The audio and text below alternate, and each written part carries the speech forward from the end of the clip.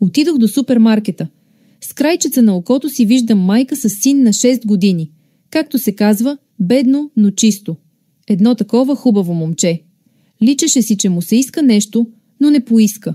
Докато мама ровеше из кошницата с намалени дребни неща, той внимателно взе кутията с фломастери, погали я, помириса я и я върна на мястото й. После докосна няколко стикера и въздъхна. Тежко като старец. Жената се наведе и тихо каза: „Нямаме пари, сине“. Той само кимна мълчаливо. И все пак беше с такава поувехтяла шапка с помпон, съвсем детска. Сърцето ми се сви. По някаква причина си спомних, че и моята Ани никога не е искала нищо.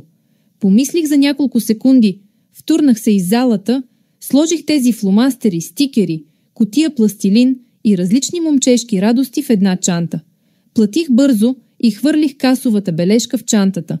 Мислех си, как да го дам, за да не ги обидя? Това е деликатен въпрос.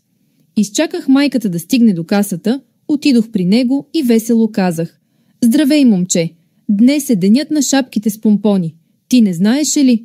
Как така? Провеждаме конкурс за най-добри помпони на шапка. Ти спечели, ето твоята награда.“ Той ме погледна така. Знаете ли, имах такъв поглед само веднъж в живота си, в България. Годината на постоянни съдилища, изтощена и опустошена. Адвокатът беше ненаситен и безполезен, уволнен от работа. И ето, аз се разхождам под дъжда само с 10 лева в джоба си. Малка чаша еспресо. Отивам и знам, че ще загубя последния процес и ще ми отнемат детето. Българка съм, ще си намеря работа, безизходица. Измокрих се цялата и влязох в едно кафене. Мисля си, като за начало ще се стопля и ще пия едно кафе, а след това каквото стане. Гледам, пълно е с хора, а по масите има някакви карти. Оказа се, че играят бинго. Дори не знаех какво е това. Седнах на една маса, като сираче. Веднага ми донесоха талони. Един струваше точно 10 лева. Поколебах се да откажа. Всеки има по 10 до 20 броя, а аз имам един. Разбирате ли? Да, спечелих.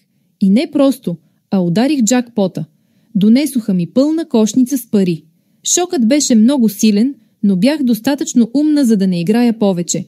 Тази сума също сложи край на този процес. Когато разбрах, че имам бинго, това дете ме погледна точно така. Докато дойде на себе си, изскочих на улицата и по пътя си помислих, че дете, което не познавах, с трепет и вяра в чудеса, получи малкото си детско щастие. Наистина се почувствах по-добре. Вярно е това, което казват. Всичко, което правим, го правим за себе си, независимо дали е добро или лошо.